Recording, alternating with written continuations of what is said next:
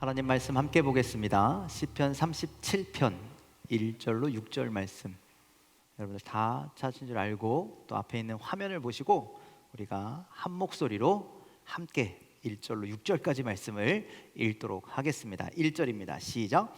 악을 행하는 자들 때문에 불평하지 말며 불의를 행하는 자들을 시기하지 말지어다. 그들은 풀과 같이 속히 배임을 당할 것이며 푸른 채소같이 쇠잔할 것이미로다. 여호와를 의뢰하고 선을 행하라. 땅에 머무는 동안 그의 성실을 먹을거리로 삼을지어다. 또 여호와를 기뻐하라. 그가 내 마음의 소원을 내게 이루어 주시리로다. 내 길을 여호와께 맡기라. 그를 의지하면 그가 이루시고 내 의를 빛같이 나타내시며 내 공의를 정오의 빛같이 하시리로다. 아멘. 할렐루야. 우리 옆 사람과 인사하실까요? 잘 오셨습니다. 반갑습니다. 오늘 예배 나오신 여러분, 하나님의 크신 은혜가 함께하길 간절히 소망합니다. 우리 시간 가슴에 손을 얹고 오늘도 그렇게 선포합시다. 하나님은 나를 사랑하십니다. 하나님은 나를 축복하십니다. 하나님 내게 은혜를 베푸십니다. 오늘 예배 가운데 그 하나님을 경험하게 되기를 간절히 소망합니다. 또 여러분들 아픈 곳이 있다면 다 손을 얹고 믿음으로 선포합시다. 하나님은 나를 치료하십니다. 하나님은 나를 회복시키십니다. 하나님은 나를 위로하십니다. 하나님은 나와 함께 하십니다.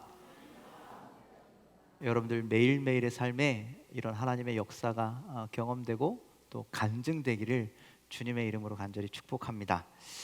뉴욕 아시죠? 미국의 뉴욕이라는 도시가 있어요. 가보셨어요? 아무도 안 가보셨나? 그래서 저도 못 가봤습니다. 근데 뉴욕하면 떠오르는 도시의 이미지가 있습니다. 뭐 세련되고 아주 사람들은 바쁘게 움직이고 뭐 이런. 뉴욕에 한 노선버스 기사가 있었습니다. 이 기사는요 20년 동안 매일 같은 길을 운전하고 다녔습니다. 그러던 어느 날 이 운전기사가 버스를 끌고 더 이상 이 길로 못 다니겠다, 내가 가고 싶은 곳으로 가야지, 그래서 자기 마음대로 운전하고 어디론가 가버렸습니다. 회사에서는 버스가 올 시간이 됐는데 들어오지 않은 거예요, 차고지로. 그래서 난리가 났습니다. 1시간을 기다려도 2시간을 기다려도 다음 순번에 배차되어 있는 버스가 들어왔는데 그 다음 차가 들어왔는데도 여전히 그 버스와 그 기사는 돌아오지 않았습니다. 며칠을 기다렸겠죠. 그리고 여러분들 버스를 찾기 위해서 회사가 얼마나 많이 노력했겠습니까? 막 주변을 막 수소문을 해봤죠. 그런데 찾을 수가 없었습니다. 그래서 이 회사는요, 안 되겠다, 광고를 내야 되겠다. 그래서 여러분들 신문 광고도 아니고요, 그냥 뉴스에다가 버스와 기사를 찾는다라는, 왜 큰일 나면 안 되잖아요, 그렇죠? 그래서 광고를 내버렸습니다. 이런 버스와 이런 기사가 사라졌습니다. 보신 분은 제보를 바랍니다. 뉴스에다가 아주 그냥 그렇게 해버렸죠. 이 기사가 나간 후에 한참 있다가 이 버스와 기사를 찾았다는 소식이 들렸습니다. 어디에서 찾았냐면 뉴욕에 있었던 버스와 기사인데 아주 멀리 떨어져 있는, 여기도 제가 안 가봤는데 플로리다의 한 산속 깊은 저 경치가 아주 끝내주는 그런 곳에서 이 버스와 기사가 발견된 거예요. 뭐 하고 있었을까요? 산속에서 카톡하고 있었을까요? 아니죠. 자연 환경을 보면서 그렇게 마음껏 즐기고 있었답니다. 이제 회사와 경찰이 그 버스와 그 기사를 데리고 왔습니다.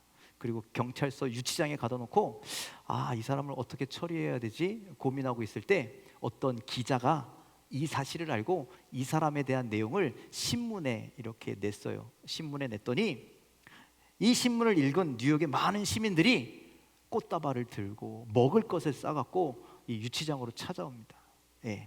그러면서 이 운전기사를 위로하고 축복하고 이 사람에게 박수를 쳐줬어요. 왜 그랬을까요? 각박한 뉴욕의 삶인데, 그렇지 않습니까? 그런 권태감 속에 사로잡힌 인생들인데 20년 동안 같은 길을 매일 다녔으니까 얼마나 따분했겠어요. 그 탈출하고 싶은 마음을 우리도 그런데 대신해서 당신이 해줬다. 그래서 너무 고맙다. 이런 의미였다고 합니다. 여러분, 사람들은 그렇게 권태감 속에 사로잡힌 인생을 살아갑니다. 그래서 이 권태로운 삶을 깨트리기 위해서 가끔 어디론가 떠나죠. 뭐 휴가를 가거나 여러 가지 이벤트를 합니다. 여러분들 지금 저기 경륜장에서 이벤트 하고 있는 거 알고 계시죠? 아주 밤마다 시끄러워 죽겠습니다. 예, 원놈의 폭죽을 막 그렇게 터트리는지 여러분 오늘 저녁에도 한다니까 한번 가서 구경해 보는 것도 좋을 것 같아요. 여러분들 이렇게 권태감에 빠져 있을 때 이렇게 번아웃 된다고 할까요? 이럴 때 그 사람에게 그 삶을 충전해 줄 수 있는 계기를 주는 것은 참 좋은 거죠. 그래서요, 여러분들 저도 지난 한 주간 동안 휴가를 다녀왔습니다. 그 휴가를 가는데 너무 좋은 거예요. 여러분들도 그러지 않으시겠어요? 휴가 가면 좋아요, 안 좋아요? 돌아올 때는 싫어요? 맞아요. 돌아오는데 저는 이렇게 얘기하면 그렇지만 그렇더라고요. 여러분 왜 그럴까요? 돌아오면 또 종전에 있었던 삶의 현장이 그대로 펼쳐지기 때문입니다. 휴가 갔다고 삶의 현장이 변하는 것이 아니라는 거예요. 다시 돌아오면 거기서 또 똑같은 지친 일상을 살아가게 되기 때문입니다. 신학자 폴 틸리히라고 하는 분이 있습니다. 이 사람이 이러한 인간의 모습을 보면서 텅 빈 인간이라는 이야기를 합니다. 텅 빈 인간. 여러분, 우리가 아무리 예수 그리스도를 구주로 영접하고 새 생명을 얻었고 우리가 하늘의 시민권을 가지고 있지만, 그런데 우리가 현실 속에서 살아가는 곳은 하늘이 아니라 이 땅이죠. 우리가 이 땅을 살아가기 때문에 때로는 절망에 빠지고 때로는 회의에 빠지고 때로는 힘도 빠지고, 이런 현상은요 신앙이 있건 없건 간에 모든 사람들이 다 경험하는 일이라는 거예요. 그래서 여러분들 절망에 빠지고 회의에 빠지고, 그래서 여러분들 우리 번아웃 된다라는 이야기가 있어요. 그래서 여러분들 텅 빈 인간에게는요 기쁨이 없습니다. 번아웃에 빠진 사람은요 의욕이 사라집니다. 절망에 빠지는 이 번아웃이 되는 그 요인이 몇 가지가 있는데, 첫 번째는요 세상이 너무 악할 때라고 합니다. 아까 그 신학자가 그렇게 얘기해요. 세상이 너무 악할 때 우리는 좌절하고 절망에 빠진대요. 여러분들 나 혼자 착하게 살면 뭐합니까? 세상이 악한데.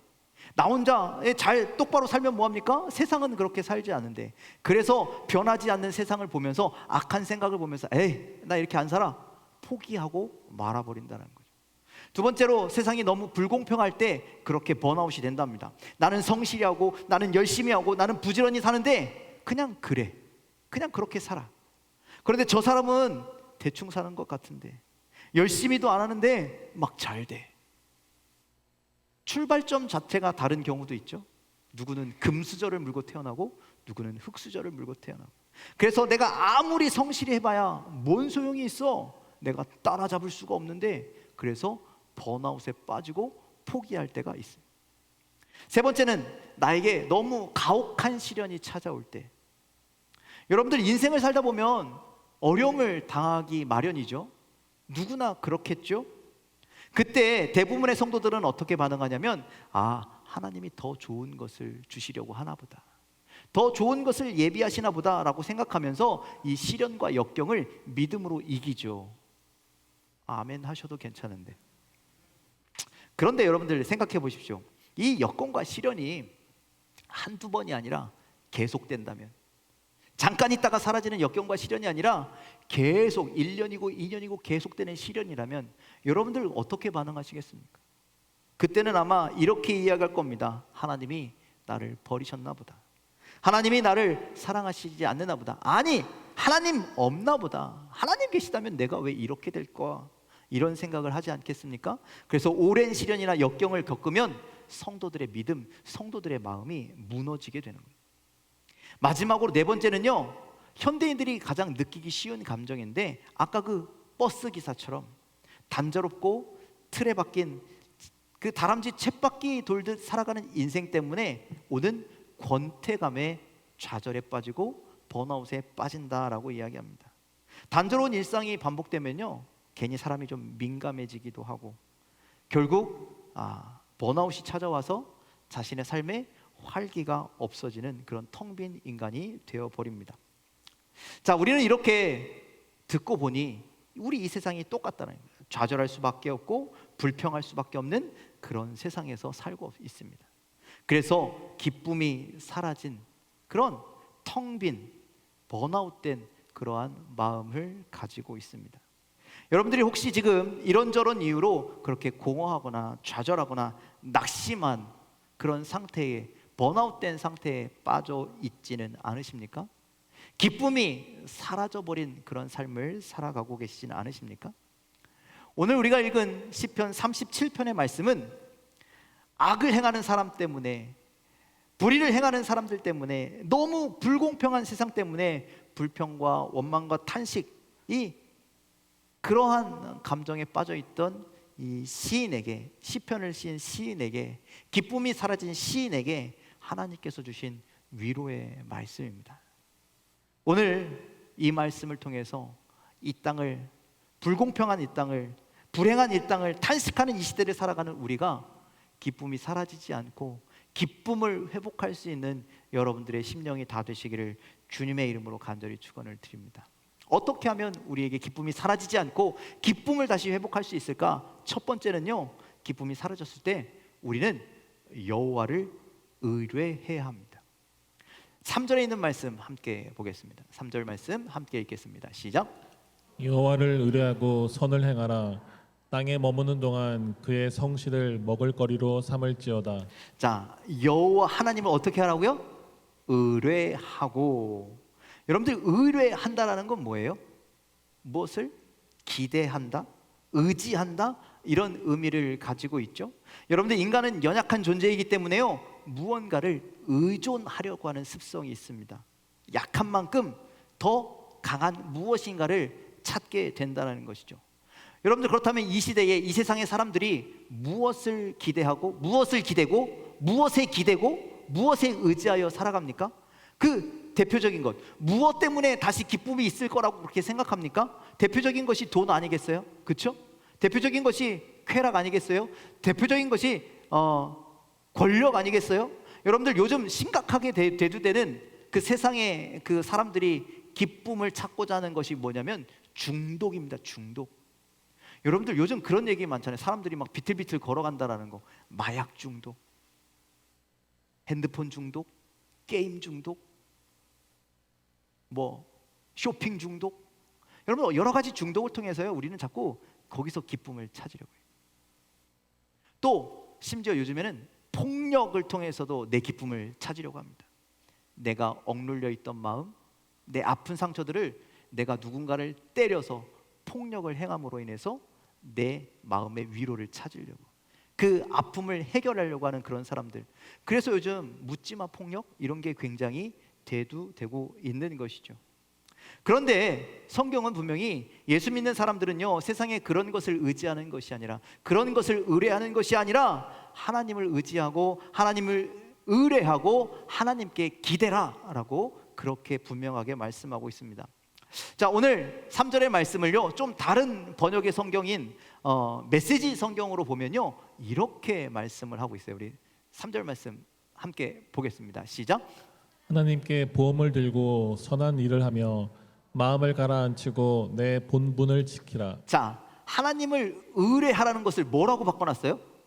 보험들라고 그렇게 바꿔놨어요. 보험들.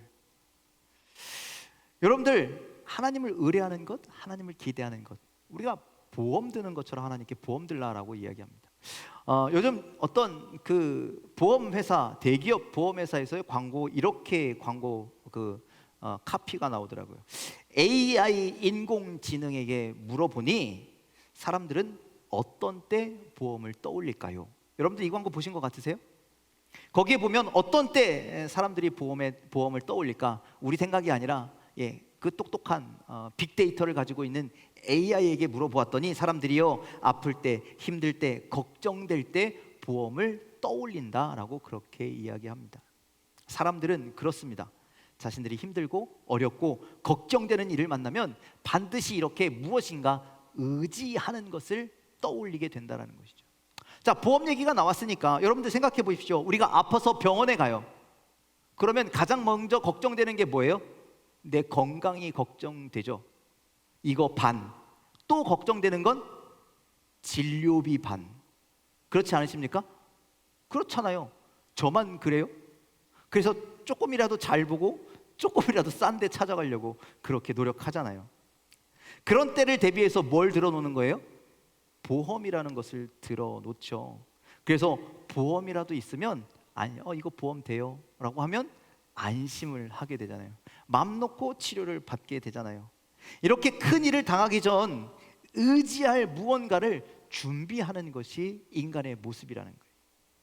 그런데 무엇을 의지하는 것이, 무언가를 의지할 만한 것을 준비하는 것이 인간인데, 성경은 아프고 힘들고 걱정될 때, 그럴 때 무엇을 의지하라고 얘기해요? 하나님을 의지하라고 이야기합니다.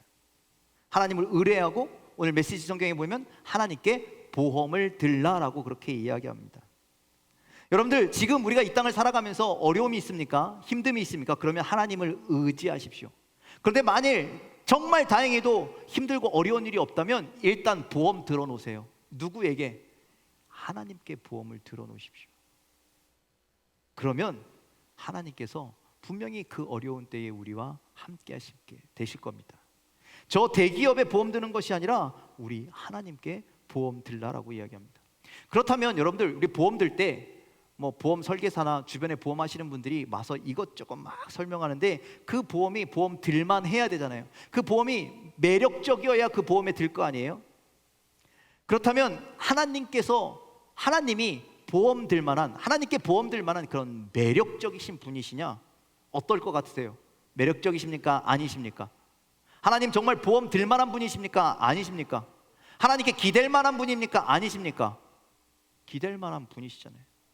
그렇죠? 그래서 여러분들, 우리가 사도신경을 고백하는데, 하나님이 전능하사 천지를 만드신 하나님 아버지를 내가 믿습니다. 우리가 오후 예배 때 우리가 사도신경 공부하면서 다 했던 얘기인데, 여러분들, 하나님이 모든 것에 전능하신 하나님이시지만 특별히 우리를 향해서, 우리의 구원을 위해서 하나님은 전능하심을 나타내신다라고 우리 그렇게 배웠습니다. 기억하십니까? 또 하나님은요, 천지 만물을 창조하신 하나님인데, 그것을 누구를 위해서 창조하셨느냐? 당신을 위해서, 당신이 찬양받기 위해서 창조하셨지만 이 모든 것을 우리에게 맡기셨다는, 우리에게 주셨다라는 거예요. 그래서 우리가 그것을 다스리고 번성하고 충만케 하시는 하나님이시라는 거예요. 또 가장 포근하고 가장 위로가 되고 가장 좋은 것으로 우리의 삶을 채워주시는 하나님은 나의 아버지 하나님이 되신다라고 그렇게 배웠습니다. 그래서 하나님은요, 우리가 의뢰할 만한 분이신 거예요. 그래서 하나님은요, 우리가 신뢰할 만한 분이신 거예요. 우리가 미쁘다라는 표현을 쓰죠. 하나님은 내가 믿을 만한 거예요. 그래서 하나님은 내가 보험 들 만한 하나님이심을 여러분들 기억하시길 바랍니다. 믿음이란 하나님을 신뢰하는 것입니다. 하나님은 자신을 신뢰하는 자에게 은혜를 베푸심을 믿으시길 바랍니다. 그런데 하나님이요, 자신을 신뢰하기 위해서, 하나님 앞에 모든 것을 맡기기 위해서 기도하는데 바로바로 응답을 안 해주세요. 그때 좀 우리 속상하죠. 왜 그럴까? 왜 그럴까? 이 질문에 대해서 우리 칼빈이라고 하는 우리 신학자가 이런 이야기를 합니다. 절대적인 신앙을 요구하신다. 다른 것에 기대지 않고 하나님께만 기대게 하시기 위해서, 하나님께만 기대라고 때로는 응답을 바로 주시기도 하고, 늦게 주시기도 하고, 안 주시기도 하고, 결국 모든 응답은 누구에게 있느냐면 하나님께만 있음을 깨닫게 하시기 위해서. 그러니 여러분들, 절대적인 신앙, 여기저기 보험 들지 말라라는 거예요. 세상에 의지할 것을 이것저것 만들어 놓지 말라라는 거예요. 오직 하나님께만 보험 드는 절대적인 믿음을 가지고 주님 앞에, 주님을 신뢰하며 나아가는 여러분들이 되시길 주님의 이름으로 간절히 축원을 드립니다. 자, 그렇다면 하나님만을 의지하는, 하나님만을 의뢰하는 우리들의 자세는 어때야 하느냐? 3절에 이렇게 말씀하고 있습니다. 다시 읽겠습니다. 시작. 여호와를 의뢰하고 선을 행하라. 땅에 머무는 동안 그의 성실을 먹을거리로 삼을지어다. 자, 하나님 여호와를 의뢰하고 뭐 하래요? 선을 행하라. 그리고 땅에 머무는 동안 그의 성실을 먹을거리로 삼을지어다. 예. 그래서요, 우리는요, 하나님을 의뢰하고 하나님께 기대면 우리는 선을 향하고 성실하게 살아야 한다라는 거예요. 그것이 하나님이 기뻐하시는 삶이라는 거예요. 뭐 선은 우리가 뒤에서 조금 다루겠지만, 여러분이 성실이라고 하는 단어, 여러분 성실하십니까? 여러분들 믿음이 성실하십니까? 여러분들 성실이란 말을요, 히브리어로 아만이라고 합니다. 아만. 뭐랑 좀 비슷하지 않아요? 일부 예배 때는 바로 맞히던데 아멘하고 비슷하죠. 이 아만이라고 하는 단어에서요, 두 단어가 파생되는데 하나가 아멘입니다. 여러분들 성실이란 말은 꾸준함 있죠. 그래서 여러분들 아멘은요, 하나님의 말씀대로 성실하게 진실대로 살겠다라는 것이 아멘이죠. 또 하나 아만에서 파생된 단어는요, 에무나라고 하는 단어입니다. 이 단어는요, 믿음 혹은 신앙을 이야기합니다. 그러니까 성실은 곧 믿음, 신앙을 의미하는 거예요. 그래서 여러분들 믿음의 삶이란 성실한 삶입니다. 하나님을 믿는 사람들은요, 하나님 말씀대로 성실히 살아가도록 부르심을 받은 사람. 믿음의 사람들은요, 그냥 대충 해라고 불러진 사람이 아니라 정말 믿음 안에서 성실하게 살아가도록 부르심을 받았다라는 거예요. 그래서 여러분들 성실하지 않은 믿음, 성실이 없는 믿음은 믿음이 아닌 거죠. 하나님이 오늘도 우리를 그렇게 지켜보고 계시는 거예요. 그 하나님 앞에 우리가 신실하게, 성실하게 믿음의 삶을 살아가야 합니다. 그것이 하나님을 기대하고 하나님께 의뢰하고 하나님께 기대는, 하나님께 보험 드는 인생의 모습인 것이죠. 오늘 하나님 앞에서 여러분들 성실하시기를 간절히 소망합니다. 그렇게 하나님을 신뢰하시길 바랍니다. 하나님께 의뢰하시길 바랍니다. 그럴 때 우리의 절망은 사라지고 우리의 근심은 사라지고 주님이 주시는 참된 기쁨을 다시 회복하게 될 줄 믿습니다. 성실하게 주님을 신뢰하는 저와 여러분들이 다 되시기를 주님의 이름으로 간절히 축원을 드립니다. 두 번째, 여러분들 우리가 기쁨이 사라지고 공허가 찾아올 때, 낙심이 찾아올 때 우리는 반대로 여호와를 기뻐해야 합니다. 자, 4절에 있는 말씀 함께 읽겠습니다. 시작. 또 여호와를 기뻐하라. 그가 내 마음의 소원을 내게 이루어 주시리로다. 자, 앞에서 말한 그 성실한 믿음, 하나님을 의뢰하는 그 성실한 믿음의 시작은 무엇일까? 성실의 시작은 무엇일까? 하나님을 기뻐하는 것입니다. 하나님을 기뻐하는 것. 여러분들 하나님을 기뻐한다는 건 뭘까요? 하나님을 기뻐한다는 건요, 세상에서 기쁨을 찾지 않겠다라는 결단입니다. 여러분들 하나님을 기뻐하십니까? 하나님을 기뻐하십니까? 그래서 여러분들 내가 하나님을 기뻐하겠다라는 것은 세상의 즐거움을 찾지 않겠다는 거예요.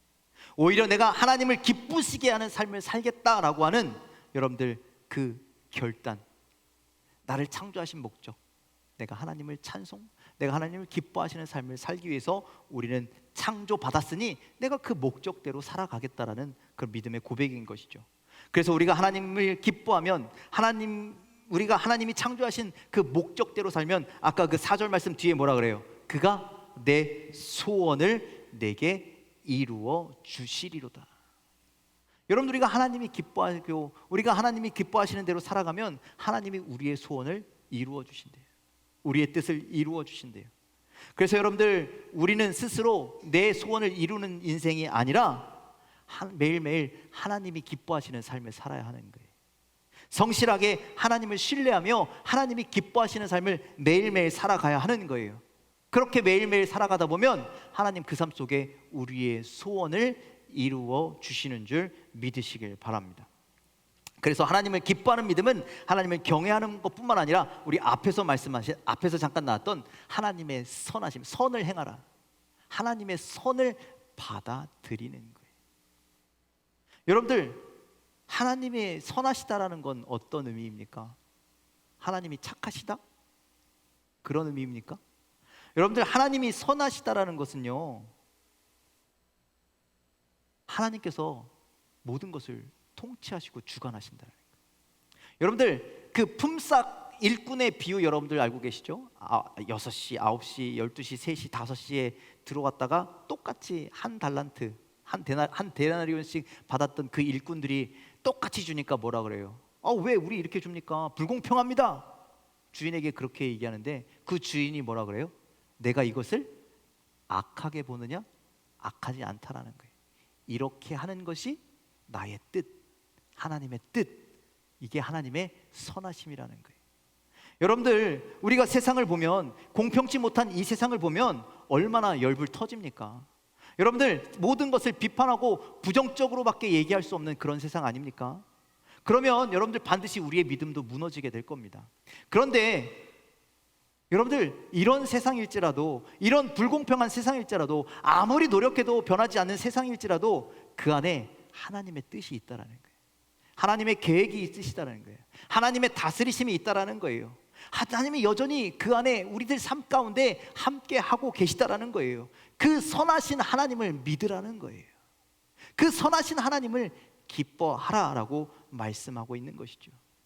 우리가 기뻐할 수 있는 이유, 이런 삶 속에서도, 이런 어려운 환경 속에서도 하나님이 여전히 우리를 위해서 수고하시고, 하나님 여전히 우리를 위해서 공급하시고, 하나님 여전히 우리를 위해서 일하고 계시기 때문임을 여러분들 믿으시길 바랍니다. 그래서 여러분들, 우리 주변에 하나님을 기뻐하시는 자를 한번 돌아보세요. 누가 하나님을 기뻐하고 있습니까? 그 사람은요, 똑같은 일을 당해도, 똑같은 상황에 처해도 말하는 것과 행동하는 것이 다르다는 거예요. 왜? 하나님 때문에 기쁘기 때문에. 하나님의 뜻이 있겠지, 하나님의 선하심이 있겠지, 그것을 인정하기 때문이라는 거예요. 그래서 나를 통치하신 하나님 앞에 기도할 뿐이라는 것이죠. 그래서 여러분, 성경은 우리에게 뭐라고 이야기합니까? 쉬지 말고 기도하라, 범사에 감사하라. 이해할 수도 없지만, 수긍이 가지도 않지만 하나님이 일하고 계심을 믿기에 여러분들 범사에 감사하고 기뻐하시는 여러분들 되기를 주님의 이름으로 간절히 축원을 드립니다. 하나님을 기뻐하십시오. 하나님을 신뢰하십시오. 여러분들, 그런데 우리가 하나님을 기뻐하거나 신뢰하지 못해요. 자꾸. 왜 그런지 아세요? 왜 그러냐면 경험하지 못했기 때문에. 내 삶 가운데 하나님이 살아계심을, 내 삶 가운데 하나님의 역사하심을 경험하지 못했기 때문에. 그래서 시편 34편 8절에는요 이렇게 이야기합니다. 함께 읽겠습니다. 시작. 오줌을 맛보아 알지어다. 너희는 여호와의 선하심을 맛보아 알지어다. 맛봐야 안다라는 거예요. 여러분들, 경험하지 않으면 모른다라는 거예요. 여러분들, 제가 지난주에 그 삼척으로 휴가를 갔다 왔는데요, 제가 물속에 들어가는 거 되게 무서워하는 거 아시죠? 그래서 바닷가에 오랜만에 용기를 내서 발을 담궈 봤습니다. 절대로 무릎 이상은 들어가지 않았습니다. 그런데 제가 이렇게 바닷가를 거니고 있는데요, 바닥에 자꾸 뭐가 밟혀요. 그래서 이렇게 끄집어 봤더니, 와, 이만한 조개가 못 믿겠다는 표정이에요. 가서 한번 해보세요. 내년에 휴가는 삼척으로 가시는 걸로. 가서 바닷가 가면은 잡을 수 있어요. 여러분, 이렇게 경험해보면 안다는 거예요. 경험해보면. 여러분들, 하나님의 선하심을 경험해 봐야 알아요. 여러분들, 하나님을 경험하게 되기를 간절히 소망합니다. 여러분들의 삶에서 하나님이 나에게 이렇게 역사하셨구나, 하나님이 나를 이렇게 인도하셨구나, 그것을 좀 경험해서 알게 되기를 간절히 축원합니다. 그것을 알게 되면 여러분들, 우리는 기뻐할 수밖에 없고 우리는 감사할 수밖에 없어요. 우리가 지난 시간에 느헤미야서 8장에서 에스라가 이스라엘 백성에게 선포하는 말씀을 그렇게 보았는데, 거기서 뭐라 그러냐면 근심하지 말라, 여호와를 기뻐하는 것이 너희의 힘이라 라고 그렇게 얘기합니다. 여러분, 우리가 이 땅을 살아가는 것은 여호와를 기뻐하는 힘으로 살아가는 거예요. 여러분들, 그 누구야? 그 하박국 선지자가 그렇게 이야기하잖아요. 여러분들, 무화과 나무 잎이 마르고 포도나무에 열매가 없고 감람나무에 열매가 그치고 논밭에 식물이 없고 양떼가 없고 송아지가 없고, 여러분들 이게 기뻐할 상황입니까? 개인적으로는 그랬을지 몰라도 나라적으로는요, 나라가 멸망하고 있었어요. 여러분들, 모든 것이 전쟁할 때마다 패하고 모든 것이 뺏기고 심지어 포로로 잡혀 끌려가고, 여러분들 이런 상황인데요. 그런데 나는 여호와로 기뻐하며 즐거워할 거라고 그렇게 고백하잖아요. 왜 그런 줄 아십니까? 이 모든 것 안에 하나님의 선하심이 있기 때문에, 하나님의 계획이 있기 때문에, 하나님의 통치하심이 있기 때문이라는 거예요. 그 하나님께서 이런 인생을 살아가는 우리 가운데 여전히 함께 하고 계심을 믿으시길 바랍니다. 하나님이 여전히 내 삶 가운데 역사하고 계심을 믿으시길 바랍니다. 하나님이 여전히 이 땅을 통치하고 계심을 믿으시길 바랍니다. 그 하나님의 섭리가, 하나님의 통치가 우리 가운데 있음을 믿고 여호와를 기뻐하는 여러분들이 다 되시기를 주님의 이름으로 간절히 축원을 드립니다. 마지막으로 기쁨이 사라질 때 여러분들 모든 것을 하나님께 맡기시길 바랍니다. 다른 것에 맡기지 말고 하나님께만 맡기십시오. 여러분들 보험, 아까 보험 들다라고 얘기했는데요, 여러분들 보험에 맡기면 어때요? 그냥 다 해결되듯이 우리가 하나님께 보험 들었다면 그냥 하나님께 맡기면 됩니다. 자, 시편 37편 5절로 6절 말씀 함께 읽겠습니다. 시작. 내 길을 여호와께 맡기라. 그를 의지하면 그가 이루시고 내 의를 빛같이 나타내시며 내 공의를 정오의 빛같이 하시리로다. 아멘. 여러분들 믿음 있으십니까? 믿음은요, 항상 두 가지 요소가 있어야 돼요. 하나는 그냥 말 그대로 믿는 거예요. 여러분들 하나님 믿으시죠? 예, 1차적으로는 됐습니다. 그렇다면 2차적으로 우리가 가져야 할 요소가 있는데, 그것이 뭐냐면 맡기는 거예요. 믿고 맡기는 것이 참된 믿음이라는 것이죠. 그래서 여러분들, 내가 내 삶의 주인 되는 것이 아니라 믿고 맡겨서 내 삶의 주인이, 내 삶을 다스리시는 분이 하나님이 되시도록 그렇게 맡겨야 한다는 거예요. 나의 길을 가는 것이 아니라 하나님이 인도하시는 길을 가야 한다는 것이죠. 여러분들, 우리가 나아갈 길을 알아요, 몰라요? 모르잖아요. 여러분들의 미래를 아십니까? 여러분들이 한 달 뒤를 아십니까? 아니, 당장 내일을 아십니까? 아니, 1시간 뒤에 어떤 일이 일어날지 여러분들 알고 계십니까? 모르잖아요. 하지만 하나님은 아신다라는 거예요. 그 하나님께, 아시는 하나님께 맡기면 책임져 주신다라는 거예요. 잠언서 16장 3절 말씀 이렇게 기록합니다. 함께 있습니다. 시작. 너의 행사를 여호와께 맡기라. 그리하면 내가 경영하는 것이 이루어지리라. 여러분들, 내가 혼자 해보겠다고 아등바등 살고 내 힘으로 어떻게 해보겠다고 막 노력하다가 결국 힘들어서 포기하고 낙심하고 낭망하지 말고 제발 하나님께 다 맡기십시오. 맡기면 편안합니다. 맡기면 안심됩니다. 당연히 여러분들, 맡긴다고 해서 우리가 아무것도 안 하는 게 아니라 이 땅에서 우리가 최선을 다해서 살아가지만, 여러분들 결국 나를 경영하시고 모든 것이 되게 하시는 분은 하나님이시라는 거예요. 그러니 여러분들 최선을 다하십시오. 여러분들의 인생에 최선을 다하십시오. 그리고 모든 과정과 모든 결과를 하나님께 다 맡기십시오. 그때 결과에 상관없이 하나님 우리에게 기쁨을 허락해 주시는 줄 믿으시길 바랍니다. 여러분들, 우리는 얼마든지 많이 갔든 적게 갔든 큰 거를 갔든 작은 거를 갔든지 간에 우리는 행복할 수 있어요. 자꾸 우리의 욕심이 커서 그렇죠. 어제 우리 유치부 아이들이 저기 그 키즈 카페에 놀러 가는데 아침에 모였는데, 제가 이렇게 테이블에 앉아 있는데 옆에 우리 영재가, 여기 우리 나와서 찬양할 때 이렇게 차렷하고 있었던 영재 기억하시죠? 영재가 맛있게 이게 맛있는 거 이렇게 먹고 있는 거예요. 그래서 야, 목사님 하나 줄 수 있어? 그랬더니요, 주는 거예요. 그것도 기쁘게 주는 거예요. 여러분들, 이 아이는요, 그거 하나에 기뻐요. 그거 하나에 나누는 걸 감사해요. 충분히 할 수 있는 기쁨이잖아요. 감사잖아요. 그 아이한테는 그게 행복이잖아요. 여러분들, 이런 것도 행복인데, 여러분들 우린 자꾸 큰 거에 행복을 기대하고 대단한 거에 자꾸 이런 것을 올인하려고 한다라는 것이죠. 여러분들 지금 우리가 하나님 안에서 우리의 마음을 바꾸기만 하면, 여러분들 하나님 앞에 내 삶을 맡기기만 하면 하나님은 우리에게 참된 행복을 허락해 주시는 줄 믿으시길 바랍니다. 우리가 최선을 다하는 삶을 살아갈 때, 그리고 하나님 앞에 모든 것을 맡길 때 하나님은 우리에게 참된 기쁨을, 참된 즐거움을 허락하시는 줄 믿으시길 바랍니다. 여러분들, 우리가 속한 세상의 모습이 어떻습니까? 오늘 우리가 읽었던 말씀처럼 거기에는 악을 행하는 자들 때문에, 또 불의를 행하는 자들 때문에, 불공평한 세상 때문에 기쁨이 사라지고 낙심하고 낭망하고, 또 반복되는 일상 가운데 권태감에 빠지고, 그래서 여러분들 혹시 기쁨이 사라지셨습니까? 여러분들 한숨만 나오십니까? 우리는 그런 시대를 살아가지만 여러분들, 성경은 우리에게 그렇게 말씀합니다. 그때 하나님을 의뢰하라고, 하나님을 신뢰하라고, 하나님께 맡기라고, 하나님께 보험 들라고. 그러면 하나님께서 우리에게 참된 기쁨을 회복하여 주실 줄 믿습니다.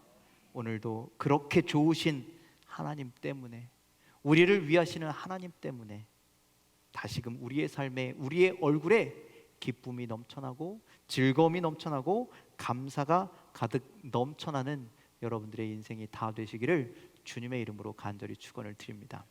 기도하겠습니다.